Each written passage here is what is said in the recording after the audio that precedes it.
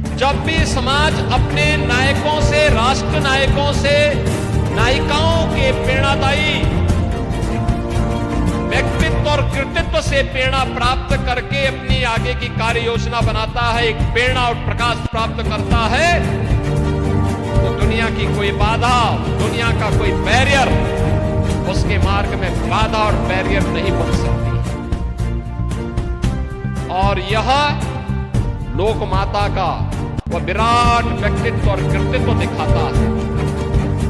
उन्होंने जो कुछ भी उस कालखंड में किया, महिला सशक्तिकरण करने के लिए, हस्तशिल्पी और कारीगरों के लिए, अन्नदाता किसानों के लिए,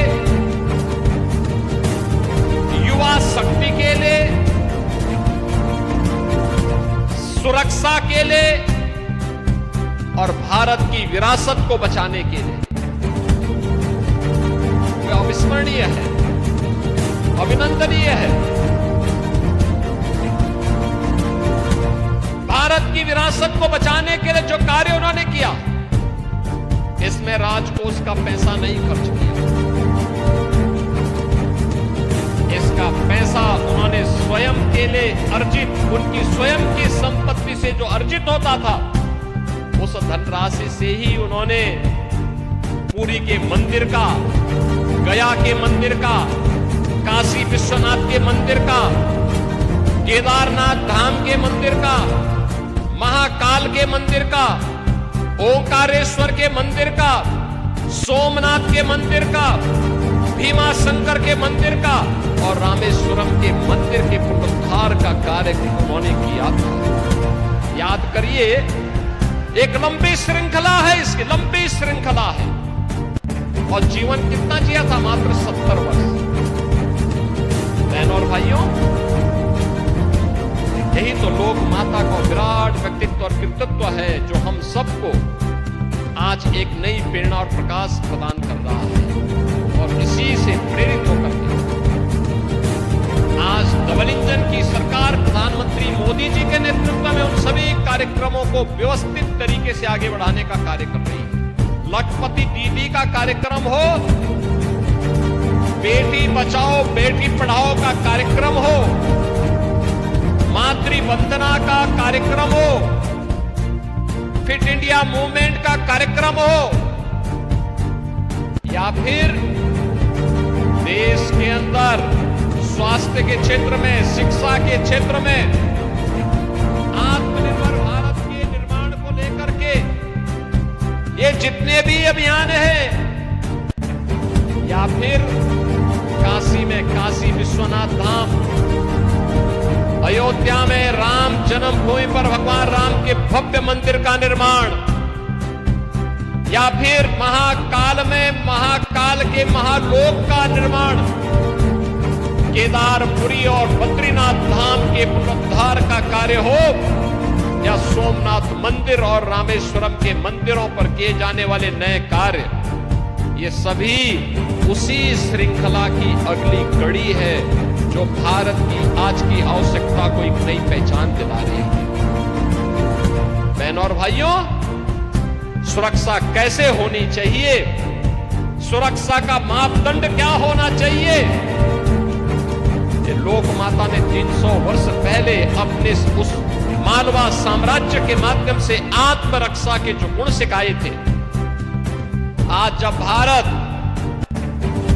सर्जिकल स्ट्राइक करता है, भारतीय सेना जब आज एयर स्ट्राइक करती है, और जब पहलगांव के बाद पाकिस्तान आतंकवादियों को पालता है और भारत घुस करके मारता है, प्रधानमंत्री मोदी जी के मार्गदर्शन और नेतृत्व में जब भारत के बहादुर जवानों ने ऑपरेशन सिंदूर के माध्यम से पाकिस्तान के एयर डिफेंस सिस्टम को नष्ट करके, उसके एयरपोर्ट को तहस नहस करके दुश्मन को झुकने के लिए मजबूर कर दिया था, ये लोक माता का विराट व्यक्तित्व और कृतित्व है, जो 300 वर्ष पहले उन्होंने अपने साम्राज्य के माध्यम से आत्मरक्षा और सुरक्षा के गुण हम सबको सिखाए थे।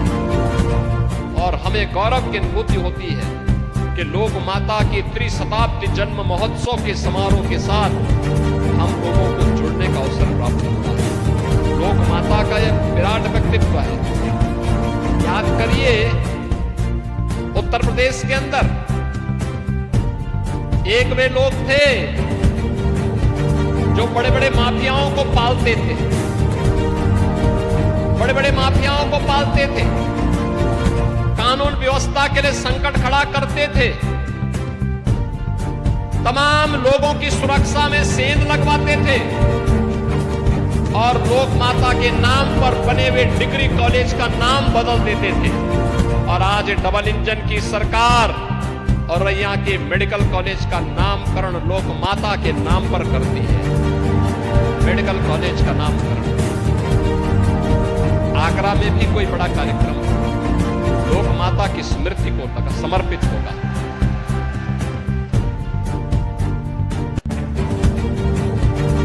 कामकाजी महिलाओं के लिए उन्होंने एक विस्तृत कार्य योजना बनाई थी। जैसे काशी की बनारसी साड़ियां हैं, ऐसे ही लोक माता ने 300 वर्ष पहले महेश्वर में महिष्मती साड़ियों को बनाया था। उसकी कारीगरी उतनी ही विख्यात है जैसे काशी की रेशम की साड़ियां हैं। ये लोक माता को समर्पित वे कार्य हैं जो आज हम सबको देखने को मिलते हैं। आज भी उसकी स्मृति उसी रूप में बनी हुई है और सचमुच वह कार्य अत्यंत अभिनंदनीय रहा है। याद करिए, इसी इलाहाबाद उच्च न्यायालय ने 2018 में 2017 में देश के सबसे प्रधानमंत्री की आगमन हुआ और उस समय उन्होंने एक बात कही थी कि सुशासन की पहली शर्त है रूल ऑफ लॉ, कानून का शासन। कानून का शासन उसमें बार और बेंच के साथ साथ वादकारी का महत्व भी उतना ही है और उतना ही महत्व होने के नाते हम लोग अक्सर देखते हैं, लोग बोलते थे इस बारे में कि अधिवक्ता बड़ा गुस्सेल होता है, तो हम बोलते के लिए देखो किन परिस्थितियों में कार्य करता है।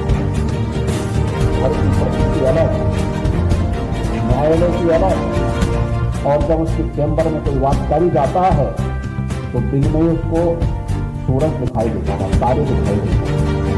टूटा हुआ चैम्बर पेड़ के नीचे बैठकर और न्याय की जद्दोजहद करता हुआ दिखाई देता। और मैं इलाहाबाद उच्च न्यायालय के अपने मुख्य न्यायमूर्ति जी को और यहाँ के सभी माननीय न्यायमूर्तियों को, बार एसोसिएशन और एडवोकेट एसोसिएशन के सभी पदाधिकारियों के हृदय से इस अवसर पर बधाई देता हूं कि अपने आप में कैसा इंफ्रास्ट्रक्चर होना चाहिए और ये मॉडल अपने आप में है। ये केवल मॉडल केवल बार और बेंच के लिए नहीं,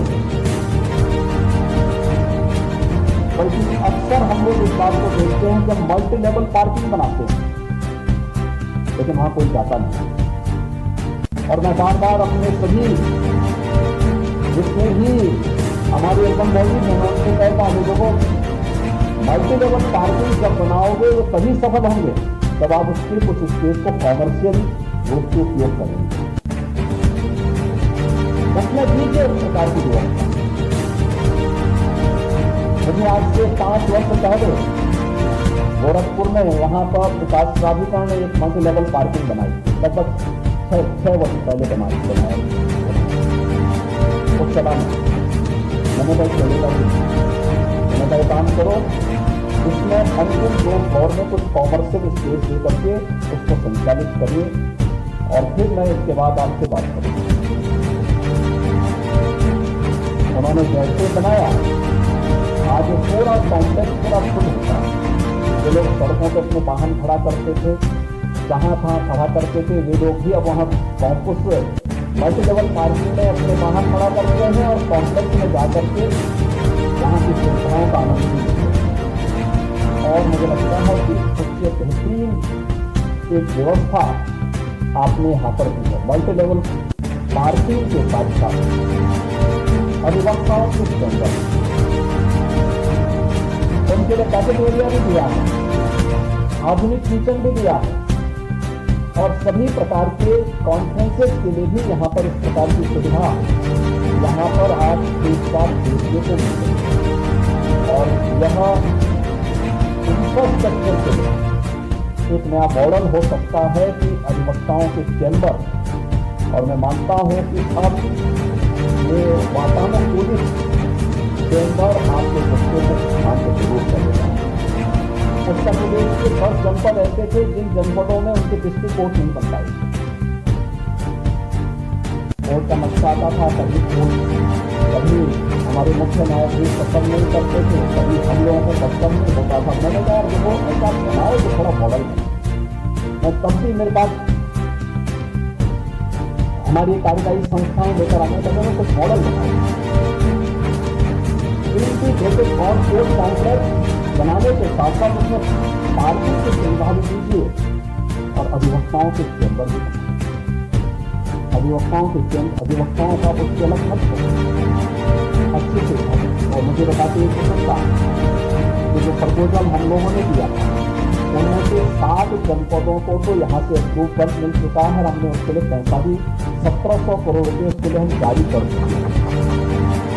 3 अन्य जनपदों के लिए उन मामलों को भी बड़ी कृपा से यहाँ से ये मामले न्यायालय में ही लंबित थे, उनका निस्तारण भी हो चुका है और उनको भी हम लोग उन जनपदों में दे रहे हैं। अपने आप में मॉडल करने जा रहा है क्योंकि इंटीग्रेटेड कोर्ट कॉम्प्लेक्स जो बनेगा एक छत के नीचे सभी प्रकार की सुविधाएं, न्यायिक कार्यों से संबंधित सुविधाएं वादकारी को वहां प्राप्त हो पाएगी।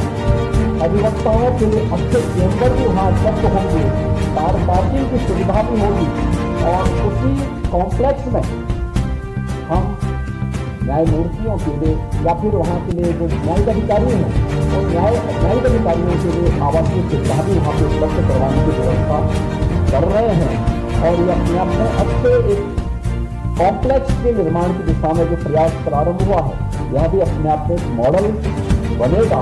मैं राज्य सरकार की ओर से इस बात के लिए आश्वस्त करता हूँ। आपका बेहतरीन इंफ्रास्ट्रक्चर हमें इस बात के लिए आश्वस्त करता है कि न्याय की गति इतनी तेजी से बढ़कर के प्रगति को एक नया आयाम है।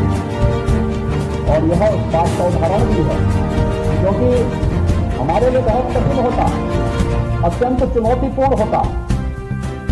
प्रयागराज में महाकुंभ का आयोजन सफलतापूर्वक हुआ। 66 करोड़ से अधिक देश और विदेश से आने वाला श्रद्धालु जो भी आया अभिभूत होकर के गया, लेकिन इसमें बड़ी भूमिका हमारे इलाहाबाद उच्च न्यायालय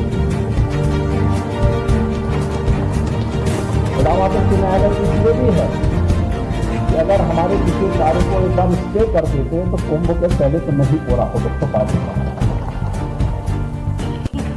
लेकिन वो कार्य उन्होंने स्वयं अपने स्तर पर लग करके कार्यक्रम को आगे बढ़ाया और पूरा आयोजन कुशलतापूर्वक संपन्न हुआ। और प्रयागराज को एक पहचान है। आयोजन इतने बड़े स्तर पर हो सकता है, सभी लोग मिल करके एक साथ बाबा साहब भीमराव अम्बेडकर के द्वारा बनाए गए संविधान की भावनाओं के अनुरूप अपनी अपनी जिम्मेदारियों का निर्वहन कर पाएंगे तो परिणाम उठाए जा सकते हैं। उस परिणाम को 170 माने में सफलता प्राप्त हुई थी और मैं इस बात के लिए आपको आश्वस्त करता हूँ कि यदि मल्टी लेवल पार्किंग और अधिवक्ताओं के जो बेहतरीन चैम्बर बने सारी जिम्मेदारी तो यहाँ पे भी माननीय उच्च न्यायालय और यहाँ के पूरी एसोसिएशन है सब मिलकर के करेंगे। लेकिन इसका एक्सटेंशन जो होगा उस एक्सटेंशन के लिए जो भी धनराशि बनेगी उसके लिए भी हम धनराशि बहुत शीघ्र उपलब्ध करवाने जा रहे हैं, जिससे न्याय की इस भूमि में, ज्ञान की इस भूमि में और धर्म की इस धारा में हम और भी बेहतर कर पाएंगे, जिससे उत्तर प्रदेश के वादकारी को समयबद्ध तरीके से न्याय प्राप्त हो सके